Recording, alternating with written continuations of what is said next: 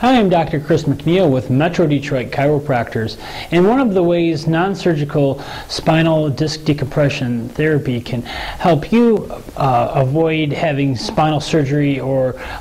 prevent the disc herniations is it's a gentle procedure by which we lay on your back on the spinal decompression table, and we hook a harness up to your hips or to your neck, depending on if the disc problems in the neck or back.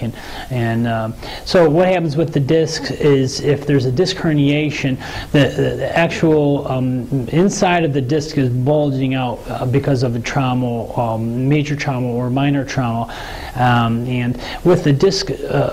decompression therapy, it allows a gentle tractioning to open up the disc, to create a negative vacuum to actually try to help pull the disc back into its normal position, pull that herniation back into that normal place. And it happens over about 10 to 20 minutes,